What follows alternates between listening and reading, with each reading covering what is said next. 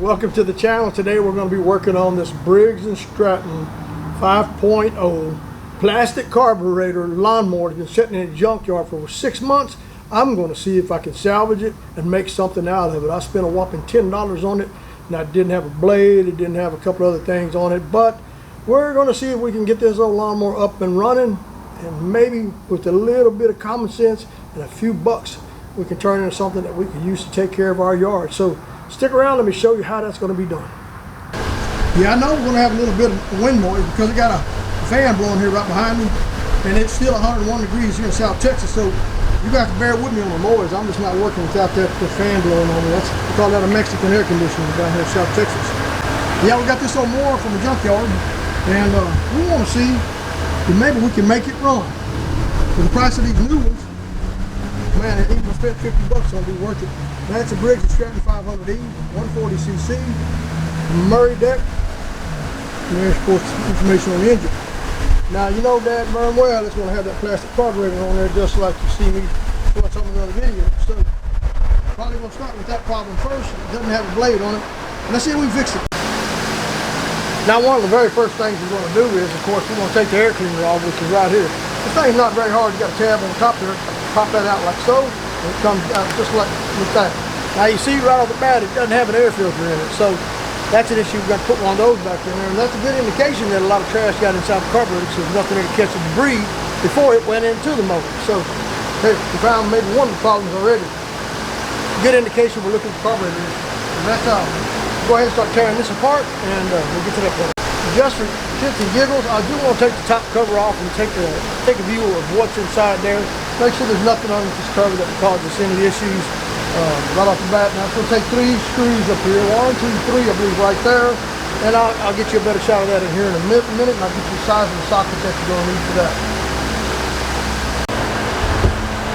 All right, now the size socket that you're going to need for these top screws in the cover are 8mm. I'm using a 1/4 inch drive, a little short extension to make it easier, and an 8mm socket. Or, you know, I think a 5/16 might do, but 8mm is what I'm using. It fits pretty snug. I'll take these out counterclockwise.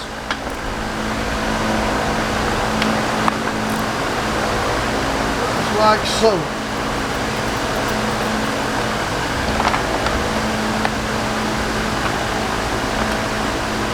If you're not new, or if you're new to this type of environment, working on small engines, there is no manual as to where your screws go. So you may take your screws, once you pull the cover apart, put them in that location. Screws only go one way on these mowers, unless they're a small screw, of course. And they're going to have a little shoulder on them, just like you see there. All 3 of them. You can pop that cover right off there. Boy, I'm glad they wasn't live. Look at that.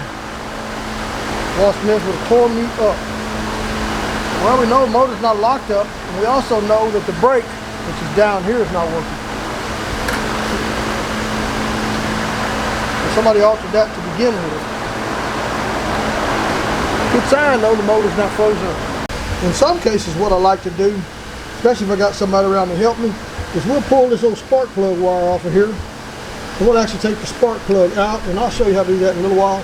And we'll put that plug wire back on top of there, and we'll ground the plug separately and have somebody pull on the pull cable while it's still installed and see if you get a spark from that spark plug. But I'm kind of doing this a little bit backwards today. That would be the first thing you want to do. But I want to really get to this carburetor because I've seen no air filter and some other issues. So I'm believing that the carburetor is where I want to go first, and then I'll check the spark and ignition. That's a lot easier to fix.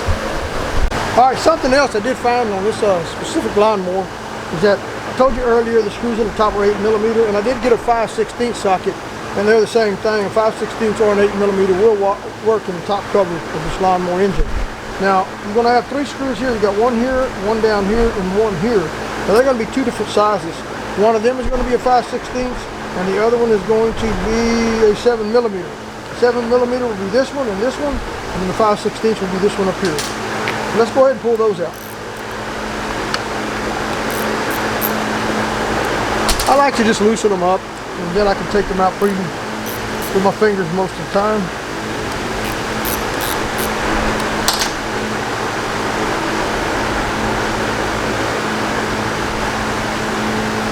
Again, set these screws to the side where you know where they go. Do not get them confused with other screws.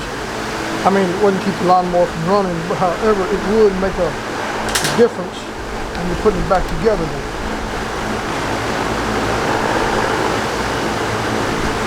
Something else you might want to look at while you're in this deep into the mower at this point is, let me get this off what I showed you. It's got a hose on the back that you just need to pull off. It's right on here, just like so. And it's this hose right here. So while you're in here, check this little primer bulb. Make sure that it's not cracked or torn up. And you can also put your ear over the back side of it and listen to it sucking.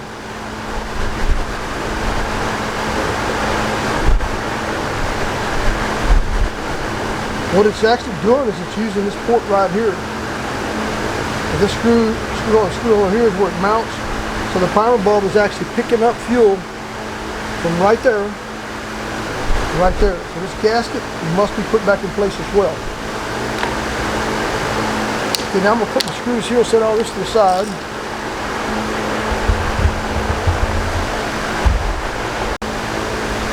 And next you want to try to cut off the fuel source. Now if you don't have any gas in here, you're going to be fine. But if you do have gas in the tank and you know you got gas in the tank, you're going to want to either undo this line here and pull it with the carburetor, or in my case, I'm going to go ahead and disconnect the line here, but I'm going to squeeze the tube off right here in the rubber hose right here in the middle. And if you got some needle nose vice grips, they usually work better. Or you got something like this where you clamp it together, it's fine too. Just get in there, don't get too close to the clamp. Just close it off like that so no fuel will come out once you start pulling that line off of it. And that's not going to be real easy for me to show you this, but down inside there, right in that area, right there is the clamp that goes up on that nipple, right there on that carburetor. You're going to want to get you some pliers or something big enough to open that clamp up, see how it moves back and forth. Hopefully you can see that in the video. We're going to move as far back that way as we can. Now then, we're going to take this pair of pliers and we're going to flip this hose up and down until we know we can get it off. Just keep working it, working it, working it. Be careful not to break that nipple off. If it doesn't come off right away, then stop what you're doing at that point and start pulling this carburetor out of place. Okay, now that we got the hose off of there, which is probably one of the hardest parts of doing the job so far, all you're going to do is work this carburetor off there, like I said, and then here's your linkage, the governor linkage. You're going to have to flip this thing like that, just so, and then bring it up just like that. And there you got your carburetor. Chances are that is probably what's going to be wrong with this one. We're going to take it apart, open it up, and see what we find on the inside. And we'll probably put that back together. But we're also going to take the spark plug out, and we'll show you how to do that here shortly, and check it for spark. Alright, now what you want to do is, and let me tell you, this is what I like to do.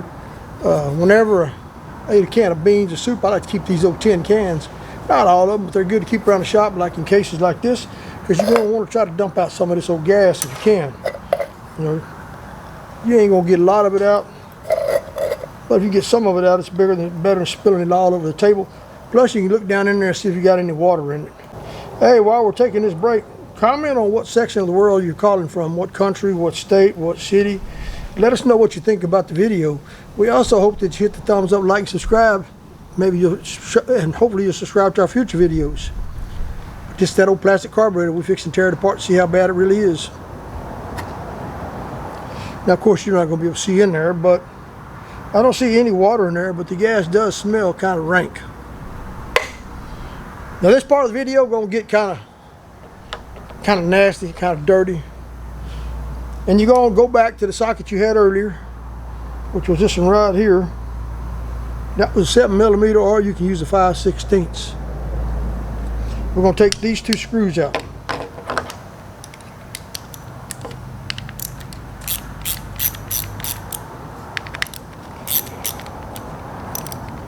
Set those screws aside. Now then, you're going to want to find you a screwdriver, and you're going to want to separate the two bodies, the bottom half of the body from the top part of the body on the carburetor. And do that by kind of getting this area right here and kind of getting in that area right there. Sometimes this can be pretty tough.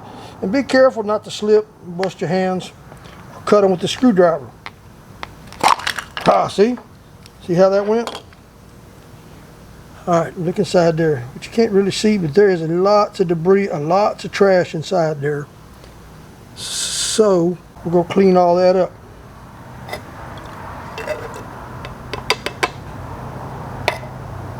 You get you some carburetor cleaner in a minute, clean all this out real well before you go back together with it.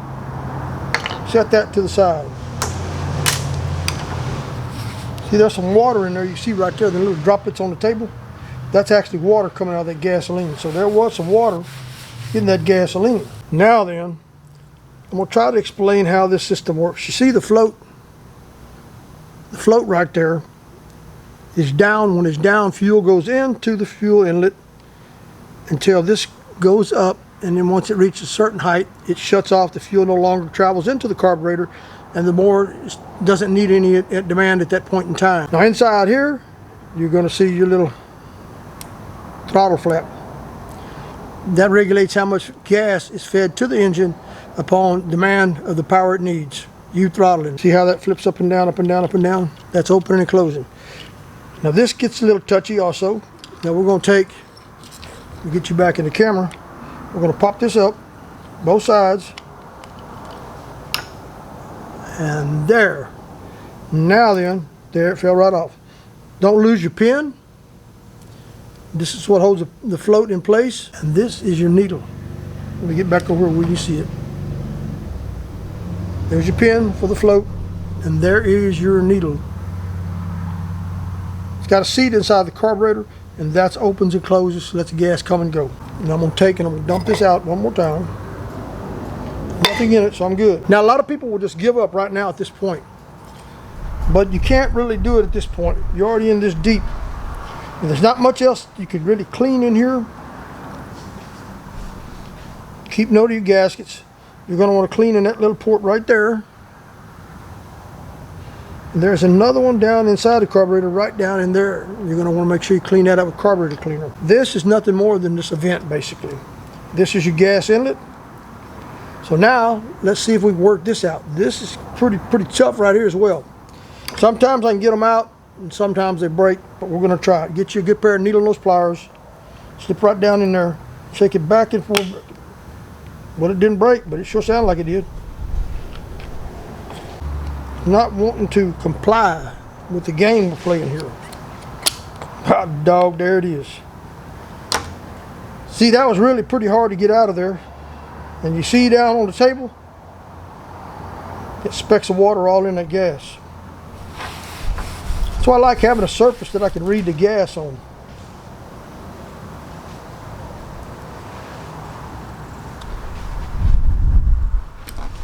This is what atomizes or meterizes or meters the fuel going into the carburetor, feeding it to the piston cylinders, cylinder, shall I say.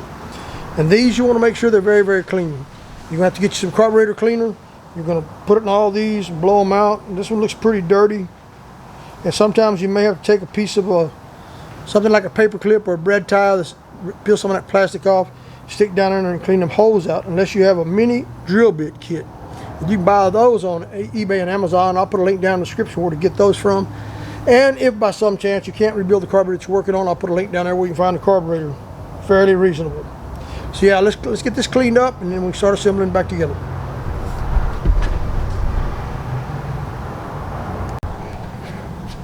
Now what I'm going to do is I'm going to go ahead and blow through some of the orifices in this top half of the carburetor. One of them I'm going to get is going to be right there inside there. I don't want to get this too close to my camera. Blow that one out. Then we're going to hit this one right inside here to the right hand side. Oh, that was not good. That went right on my camera. So guys, I'm not going to try this again. I'm going to show you what to blow out, but I'm going to blow them outside the camera. That was shot right back on my $1,000 camera, and I sure don't want to ruin it. But I'll show you without going through the motions what I did blow out. Well, my camera cut down, shut out on me. Maybe because it got carburetor cleaner on it. But you're going to want to spray down and clean all these little pockets out in here. Orifices and tubes. And this little jet right there. You may have to get you a bread tie, or you've got a mini drill bit kit. Kind of clean those pockets out real well before you put it back together. Now what I'm going to do at this point in the video, being it's getting pretty long, is I am going to go ahead and call this part 1 And then part 2, we're going to pick up putting it back together. And if you look up in the top right hand corner of the video at this point in time, or it may be your left side or right side, but you're going to see part 2 of restoring old lawnmower or something like that up there at the top at the end of this video, or kind of towards the end. So I don't want to put all this in one video. It'll be a 30-40 minute video, and nobody wants to sit around and watch that much of a video. So this is the end of part 1 of restoring and fixing and trying to save this old lawnmower. And then part 2 coming out, and you can watch it on how we put it back together. But you're going to be doing the reverse process of putting it together, so it's not that hard. That concludes part 1, and we'll shoot part 2 of us putting this thing back together and trying to get it to crank up and run. I hope you enjoyed this part of the video. Make sure if you want to see how we put it back together and how it started, how it runs at the end. To see if we succeeded or didn't succeed, make sure up the top left-hand corner or right-hand corner, you're going to see a link popped up here pretty soon, if it hadn't already, that says part 2 of restoring old lawnmower, parts 2 of fixing or trying to upgrade old lawnmower, something up there. I haven't really titled it out yet, but that's what you're going to have. Make sure you watch up here on the left or right side through the video. You'll see different links related to similar things that we've done here today. So thumbs up, like, subscribe. Make sure you subscribe so you can see the part 2.